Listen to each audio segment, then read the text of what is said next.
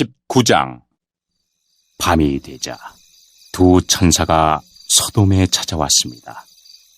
롯은 소돔 성문 가까이에 앉아 있다가 그들을 보고 자리에서 일어나 그들에게 다가가 땅에 엎드려 절을 했습니다. 롯이 말했습니다.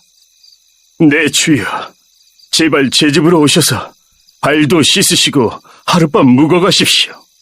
그러시다가 내일 아침에 일찍 일어나 길을 떠나시면 되지 않겠습니까? 천사들이 대답했습니다. 아니요, 우리는 거리에서 오늘 밤을 지내겠소. 그러나 롯이 간곡히 권하자 그들은 롯의 집으로 들어갔습니다. 롯은 음식을 준비했습니다.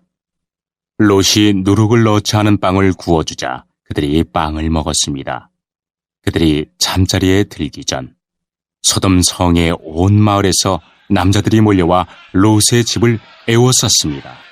그 가운데는 젊은이도 있었고 노인도 있었습니다. 그들이 롯에게 소리쳤습니다. 오늘 밤 너에게 온 사람들이 어디에 있느냐? 그들을 우리에게 끌어내라. 그들을 육보여야겠다. 롯이 밖에 있는 사람들에게로 나가서 뒤로 문을 닫아 걸었습니다. 롯이 말했습니다. 형제들이여, 이런 나쁜 일을 하면 안 돼요. 자, 나에게 남자와 잠자리를 같이 한 적이 없는 딸 둘이 있어. 그 애들을 드릴 테니 당신들 좋을 대로 하시오. 하지만 이 사람들에게는 아무 짓도 하지 마시오. 그분들은 내 집에 들어온 손님이기 때문이요. 롯의 집을 에워싼 남자들이 말했습니다. 저리 비켜라! 이놈이 우리 성에 떠돌이로 온 주제에 감히 우리에게 훈계를 하려 들다니! 그들이 또 말했습니다. 저 사람들보다 내 놈이 먼저 혼 좀 나야 되겠구나. 그러면서 그들은 롯을 밀쳐내고 문을 부수려 했습니다. 그때 롯의 집에 손님으로 온 두 사람이 문을 열고 손을 내밀어 롯을 집 안으로 끌어들였습니다. 그리고 나서 그들은 문을 닫아 걸었습니다. 두 사람은 문 밖에 서 있는 사람들의 눈을 어둡게 했습니다. 그래서 밖에 있던 사람들은 젊은이나 노인이나 할 것 없이 문을 찾을 수가 없었습니다. 두 사람이 롯에게 말했습니다. 이 성에서 사는 다른 친척들이 있어. 사위나 아들이나 딸이나 그 밖에 다른 친척이 있어. 만약 있으면 당장 이 성을 떠나라고 이르시오. 우리는 이 성을 멸망시킬 것이오. 여호와께서는 이 성에서 벌어지는 악한 일에 대해 모두 들으셨소. 그래서 여호와께서 이 성을 멸망시키라고 우리를 보내신 것이오. 롯은 이 말을 듣고 밖으로 나가 장차 사위가 될 사람들에게 일러주었습니다. 그들은 롯의 딸들과 결혼하기로 약속한 사람들입니다. 롯이 말했습니다. 어서 빨리 이 성을 떠나게. 여호와께서 이 성을 멸망시키실 것이네. 그러나 그들은 롯의 말을 장난으로 여겼습니다. 이튿날 새벽이 되자 천사들이 롯에게 빨리 떠날 것을 요구했습니다. 서둘러 여기 있는 아내와 두 딸을 데리고 나가시오. 죄악으로 인해 이 성의 심판이 임할 때에 당신들이 죽는 것을 막기 위해서요. 그래도 롯이 머뭇거리자 그 사람들은 롯과 그의 아내와 두 딸의 손을 잡아 끌고 성 밖 안전한 곳으로 데리고 나갔습니다. 이처럼 여호와께서는 롯과 그의 가족에게 자비를 베푸셨습니다. 두 사람은 롯과 그의 가족을 성 밖으로 데리고 나갔습니다. 그중 한 사람이 말했습니다. 살려면 이곳을 피해야 하오. 골짜기 어디에서든 뒤를 돌아보거나 멈추지 마시오. 산으로 도망가시오. 그렇게 하지 않으면 당신들도 죽을 것이오. 그러자 롯이 그들 중 한 사람에게 말했습니다. 내 주여, 제발 그렇게 하지 않도록 해주십시오. 주께서는 주의 종인 저에게 자비를 베푸셔서 제 목숨을 구해주셨습니다. 하지만 저는 저 산까지 달려갈 수 없습니다. 산에 이르기도 전에 재앙이 닥쳐서 저도 죽을까 두렵습니다. 보십시오. 저기 보이는 저 성은 도망가기에 가깝고도 작은 성입니다. 그러니 저 성으로 도망가게 해주십시오. 저 성은 참으로 작지 않습니까? 저 성으로 도망가 살 수 있게 해주십시오. 천사가 롯에게 말했습니다. 보십시오. 이 일에도 내가 당신의 부탁을 들어주겠소. 당신이 말한 저 성은 멸망시키지 않겠소. 하지만 빨리 도망가시오.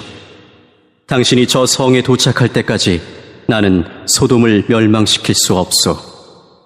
그러므로 그때부터 그 성은 작다는 뜻으로 소알이라고 불렸습니다.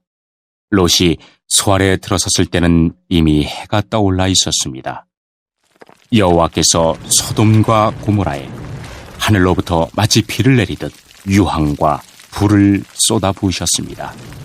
주께서 그 두 성을 멸망시키셨습니다. 주께서 또 요단 골짜기 전체와 두 성 안에 사는 모든 사람과 땅에서 자라나는 모든 것을 멸망시키셨습니다. 그런데 롯의 아내는 그만 뒤를 돌아보았기 때문에 소금 기둥이 되어버렸습니다. 이튿날 아침 일찍 아브라함은 자리에서 일어나 여호와 앞에 서 있었던 곳으로 갔습니다. 아브라함은 소돔과 고모라와 요단 골짜기가 있는 쪽을 내려다 보았습니다.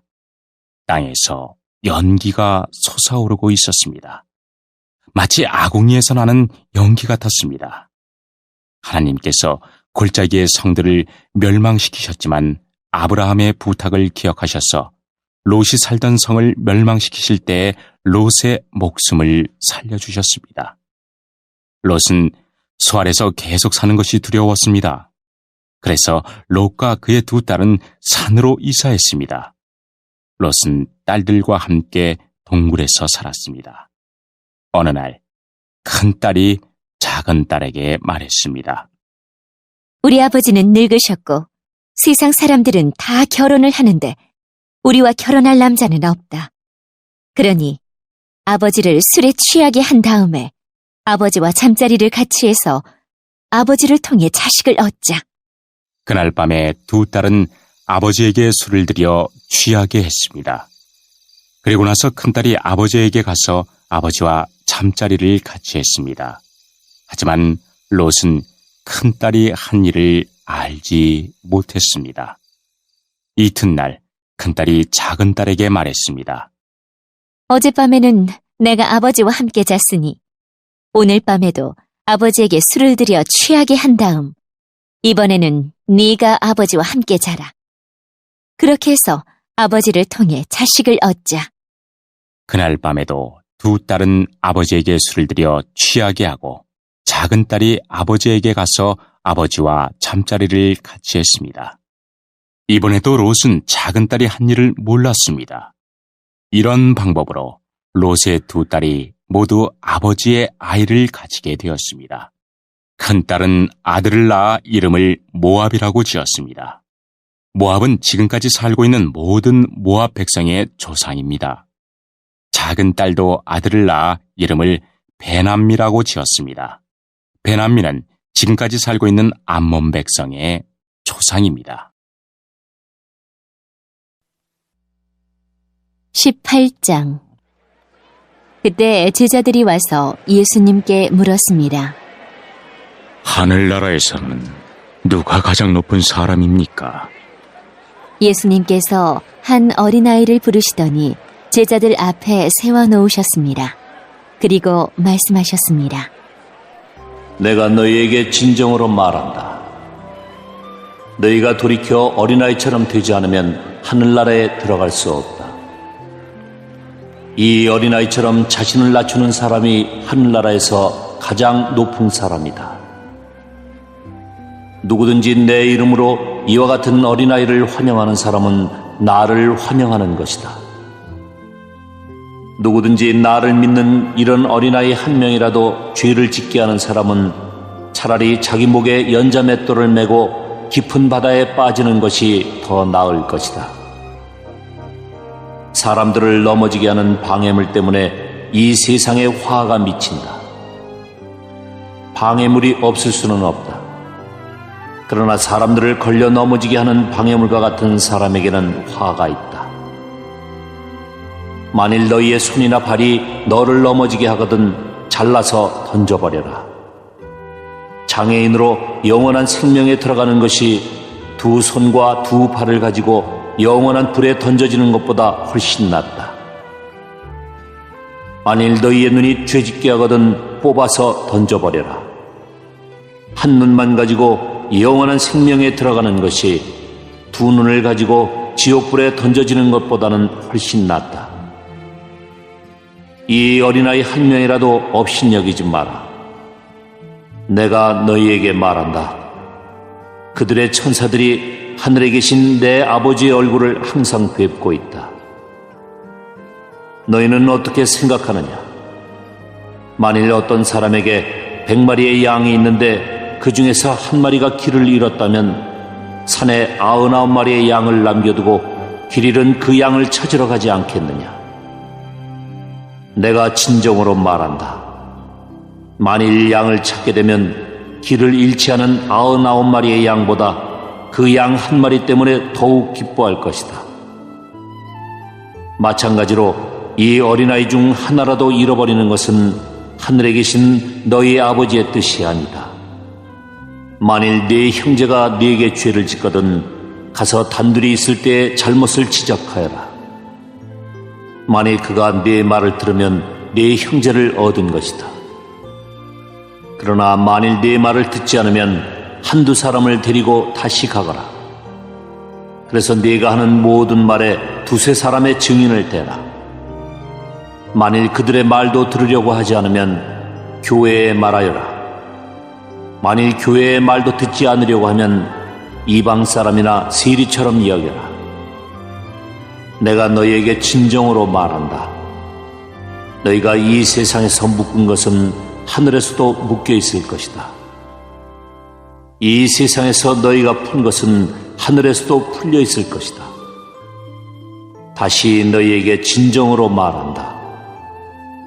너희 가운데 두 사람이 이 세상에서 마음을 같이하여 무엇을 구하면 하늘에 계신 내 아버지께서 이루어 주실 것이다.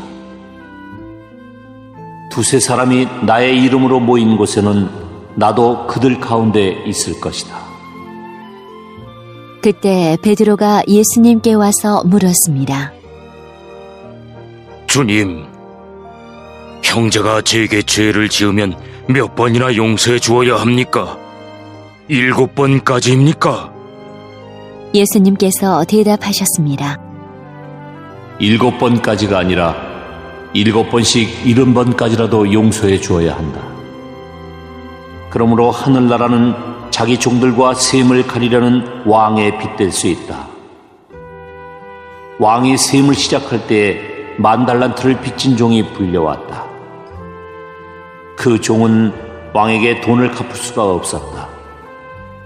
그래서 주인은 종에게 아내와 자녀들과 가진 것을 다 팔아 빚을 갚으라고 명령했다. 종은 주인의 무릎 아래 엎드려 빌었다. 기다려 주십시오. 제가 모든 것을 갚겠습니다. 주인은 그 종을 불쌍히 여기고 풀어주며 빚을 없던 것으로 해주었다. 그런데 그 종이 나가서 자기에게 100데나리온을 빚진 동료를 만났다. 그는 동료의 멱살을 잡고 말했다. 나에게 빌린 돈을 어서 갚아라. 동료는 그 종의 무릎 아래 엎드려 빌었다. 기다려주게. 내가 모든 것을 갚겠네. 그러나 그 종은 들어주지 않았다. 가서 동료를 감옥에 넣고 자기에게 빚진 것을 다 갚을 때까지 갇혀있게 하였다. 다른 동료들이 이 광경을 보고 매우 딱하게 여겨 주인에게 가서 일어난 일을 자세히 말씀드렸다. 그러자 주인이 그 종을 불러 말했다. 이 악한 종아, 네가 나에게 빌기에 내가 네 모든 빚을 없던 것으로 해주었다. 내가 네게 자비를 베풀었던 것처럼 너도 네 동료에게 자비를 베풀어야 하지 않느냐. 그 주인은 매우 화가 나서 그 종을 감옥에 넣고 자기에게 빚진 것을 다 갚을 때까지 감옥에 있게 하였다. 이와 같이 너희가 형제를 마음으로부터 용서하지 않는다면 하늘에 계신 내 아버지께서도 너희에게 이같이 하실 것이다. 8장. 일곱째 달이 되자 이스라엘 백성은 모두 자기 마을에 자리 잡고 살게 되었습니다. 이스라엘의 모든 백성이 물문 앞 광장에 모였습니다.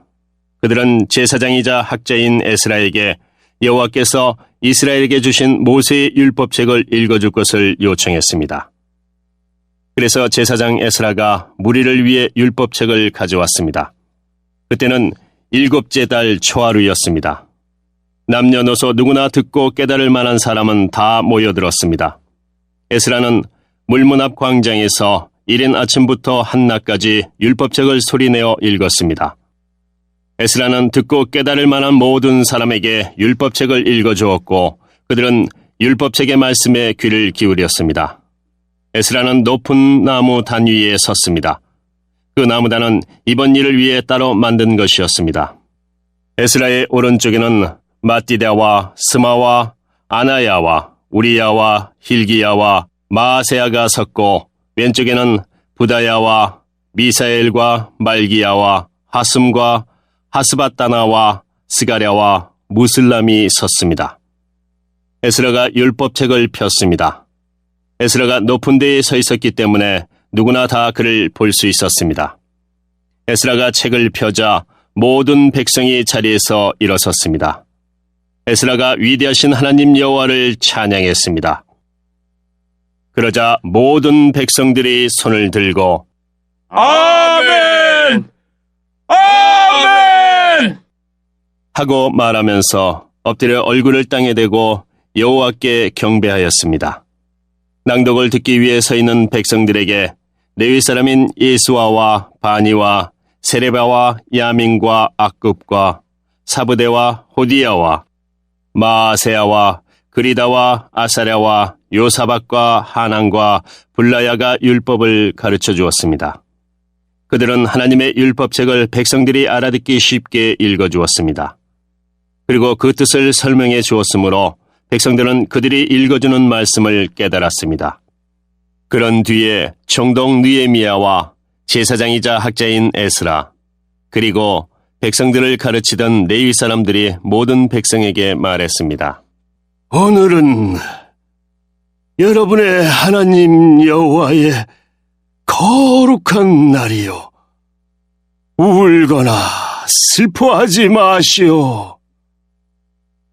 그들이 이 말을 한 것은 백성들이 율법의 말씀을 들으면서 울었기 때문입니다. 느헤미야가 말했습니다. 가서 기름진 음식을 먹고 좋은 음료수를 드십시오. 그리고 아무것도 먹을 것이 없는 사람에게는 먹을 것을 주십시오.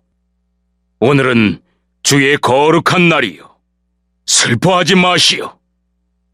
여호와를 기뻐하는 것이 곧 여러분에게 힘이 될 것이요. 레위 사람들이 백성을 달래며 말했습니다. 조용히 하시오. 오늘은 거룩한 날이니 슬퍼하지 마시오. 그러자 모든 백성이 가서 먹고 마셨습니다. 그들은 먹을 것을 다른 사람에게도 주었고 크게 기뻐하며 즐거워했습니다. 그들이 마침내 들은 말씀을 깨달았기 때문입니다. 이튿날 모든 집안의 지도자들이 학자 에스라를 만나러 왔습니다. 그들은 율법의 말씀을 배우러 모였습니다. 그들은 율법을 배우다가 여호와께서 모세를 통해 이스라엘 백성에게 일곱째 달의 절기 동안 초막에서 살아야 한다고 명하셨다는 것을 발견했습니다. 그리고 산으로 올라가거라. 말씀에 적힌 대로 올리브 나무와 덜 올리브 나무와 화석류 나무와 종려 나무와 온갖 잎이 무성한 나무들의 가지를 가져다가 초막을 세워라. 하는 말을 온 마을과 예루살렘에 전해야 한다는 것도 알았습니다. 백성은 밖으로 나가 나뭇가지를 꺾어서 지붕 이와 마당에 초막을 세웠습니다. 그리고 성전 뜰과 물문 앞 광장과 에브라임 문 앞 광장에도 초막을 세웠습니다. 포로 생활을 마치고 돌아온 모든 무리가 초막을 세워놓고 7일 동안 그 안에서 살았는데 눈의 아들 여호수아 때로부터 이때까지 이스라엘 백성이 이처럼 경축하며 기뻐한 적이 없었습니다. 그들은 매우 기뻐했습니다. 에스라는 첫날부터 마지막 날까지 날마다 하나님의 율법책을 읽어주었습니다. 이스라엘 백성은 7일 동안 절기를 지켰습니다.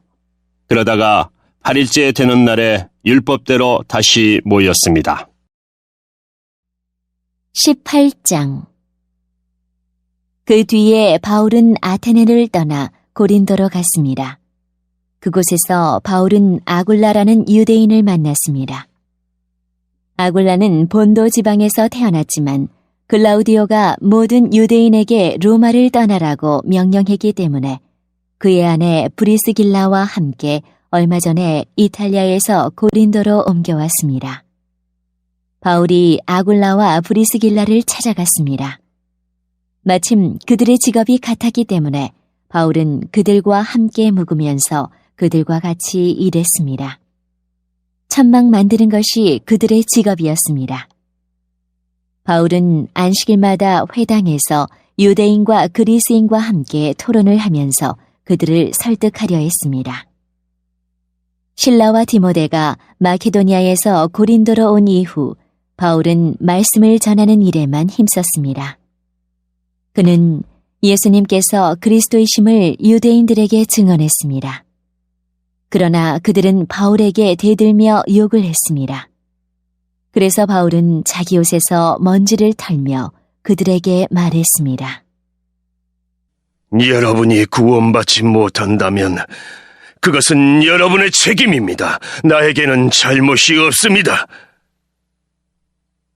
이제 나는 이방인들에게 가겠습니다. 바울은 회당에서 나와 디디오 유스도라는 사람의 집으로 갔습니다. 그는 하나님을 경외하는 이방인이었습니다. 그의 집은 회당 바로 옆에 있었습니다. 회당장 그리스보와 그의 온 집안 식구가 주님을 믿었습니다. 그러자 고린도에 사는 다른 많은 사람들이 이 소식을 듣고 예수님을 믿고 세례를 받았습니다. 어느 날 밤 환상 중에 주님께서 바울에게 말씀하셨습니다. 두려워하지 마라. 조용히 있지 말고 계속해서 말하여라. 내가 너와 함께 있다. 내 백성이 이 도시에 많다. 그러므로 아무도 너를 공격하거나 해치지 못할 것이다. 바울은 그곳에 1년 6개월 동안을 머물면서 사람들에게 하나님의 말씀을 가르쳤습니다. 갈리오가 아가야 지방에 총독이 되었을 때에 유대인들이 합심하여 바울에게 몰려가 그를 재판정으로 끌고 갔습니다. 유대인들은 갈리오에게 이 사람이 우리의 법을 어겨가면서 사람들에게 하나님을 섬기라고 욕하고 있습니다. 라고 고소했습니다. 바울이 막 입을 열려고 하는데 갈리오가 유대인들에게 말했습니다. 여러분, 고소하는 것이 어떤 범죄나 나쁜 행동에 관한 것이라면 내가 들어주겠소. 그러나 여러분이 지금 말하는 것은 언어와 명칭과 여러분들의 율법에 관한 것들이요. 그러니 이런 문제는 여러분 스스로 해결하도록 하시오. 너는 이런 사건의 재판관이 되기는 싫소. 이 말을 하고 갈리오는 그들을 재판정에서 몰아냈습니다. 그러자 그들은 회당장 소스데네를 붙들어다가 재판정 앞에서 마구 때렸습니다. 그래도 갈리오는 이 일에 조금도 참견하지 않았습니다. 바울은 형제들과 함께 고린도에 며칠 더 머물다가 그들과 작별하고 배를 타고 시리아로 갔습니다. 브리스길라와 아굴라도 그와 동행하였습니다. 바울은 항해하기 전에 그가 이전에 맹세한 것이 있어서 갱그레아에서 머리를 깎았습니다. 그들은 에베소에 도착했습니다. 그곳에서 바울은 브리스길라와 아굴라와 헤어진 후 혼자서 회당으로 가서 유대인들과 토론을 했습니다. 유대인들이 바울에게 좀 더 머물러 달라고 말했지만 바울은 거절했습니다.